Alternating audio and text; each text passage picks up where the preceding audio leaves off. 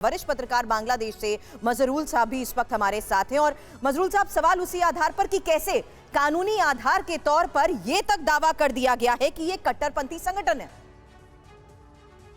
देखिए, इस्कॉन की बारे में वो जो चिन्मय कृष्ण है वो है इस्कॉन की लीडर है, मगर जो आंदोलन चल रहा था उसका टाइटल था कि बांग्लादेशी सनातनी जागरण जोत, मीन्स joint combined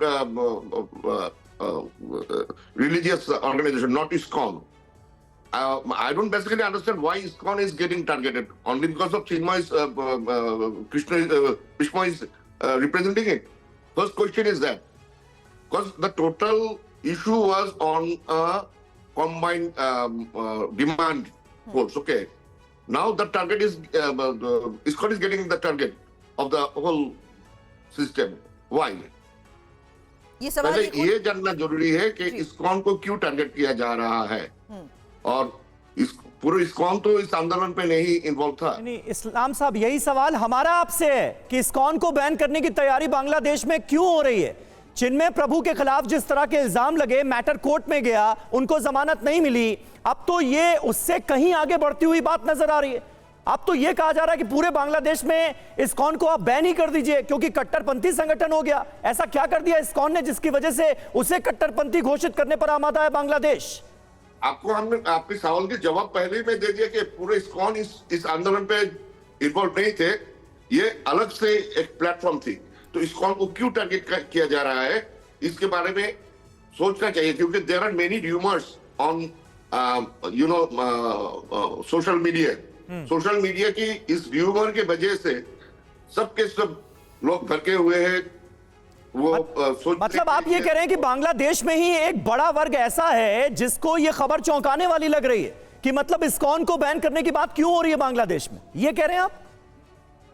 हम ये कह रहे हैं कि total thing is just created on the social network, जो Facebook, YouTube. But the matter of fact है सर, अगर कानूनी आधार पर कोई लड़ाई लड़ी जा रही है तो वो र्यूमर्स पे डिपेंड नहीं बल्कि फैक्ट्स पर डिपेंड करेगी। ऐसे में इस पर अचल सर आपसे भी करूंगी सवाल, उससे पहले एक बड़ी खबर ले रहे हैं क्योंकि बांग्लादेश में हिंसा के खिलाफ अब अमेरिका में भी जिस तरीके से आवाज उठी है, बाइडेन प्रशासन ने, विश्व हिंदू परिषद अमेरिका ने मांग की है हिंदुओं की सुरक्षा सुनिश्चित करने की ये मांग, और बांग्लादेश पर प्रतिबंध लगाने की भी मांग की है।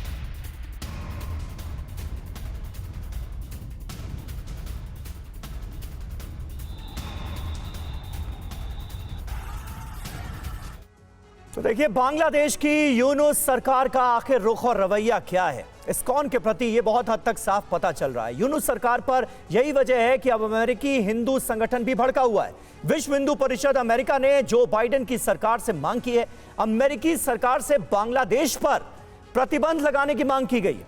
बांग्लादेश में अल्पसंख्यकों पर हमले को लेकर बैन की ये डिमांड की गई।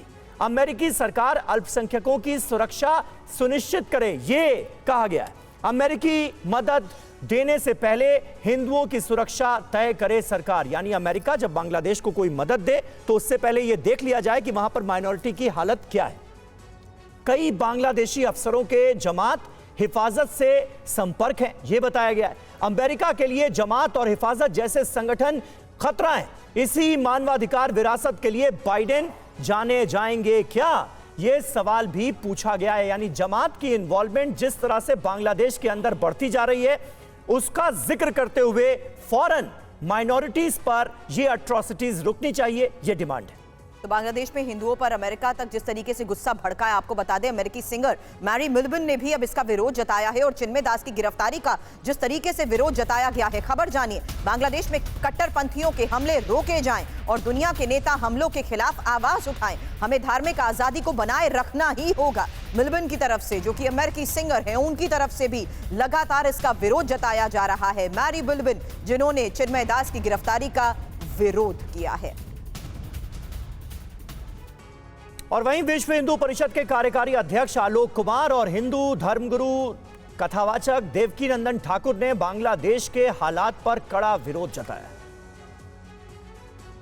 इस पर कट्टरपंथी होने का आरोप लगाना ये एक बड़ा और सफेद झूठ है।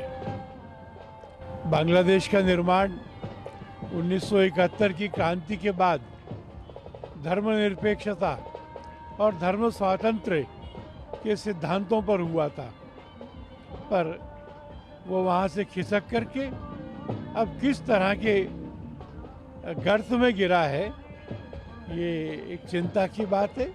रात दिन जो दमन की राजनीति कर रहे हैं, दमन का कर्म कर रहे हैं, कार्य कर रहे हैं, हिंदुओं को भगाने, दबाने, मारने की बातें कर रहे हैं, वो कहते हैं कि सनातन या इस्कॉन आतंकवादी है। फिर आप कौन हैं? ये बहुत दुखद है और ये बात सनातनियों को समझनी चाहिए। हम इसका विरोध करते हैं। सनातन वो है, धर्म वो है, सनातन जगत वो है जो सबको जियो और जीने दे की राह पर चलाता है। और हमारे साथ स्टूडियो में हाजिर खान साहब मौजूद हैं, मुस्लिम स्कॉलर हैं। खान साहब, आप किस तरह से देखते हैं, क्या मंशा नजर आ रही है बांग्लादेश की यूनुस सरकार की? क्योंकि बार बार इस्कॉन को टारगेट किया जा रहा है। अब इस्कॉन को कट्टरपंथी संगठन बताया जाने लगा है, उसे बैन करने की बांग्लादेश में डिमांड हो रही है।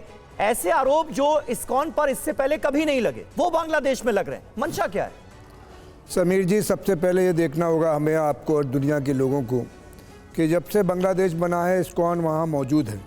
70 के दशक से इस्कॉन मौजूद है, लेकिन पिछले 2 महीने से जो बांग्लादेश के हालात ख़राब हुए हैं, शेख हसीना की सरकार गई है, उसके बाद से बांग्लादेश के अंदर जो अफरा तफरी फैल रही है, जो हिंदुओं का दमन किया जा रहा है, इस पर गौर करना पड़ेगा। चिन्मयानंद जी ने जो हिंदू आंदोलन हुआ उसमें क्या कहा है, क्या नहीं कहा है, जो अदालत ने फैसला दिया है उसमें चिन्मयानंद के खिलाफ एक हिंदू जज है, एक मुसलमान जज है।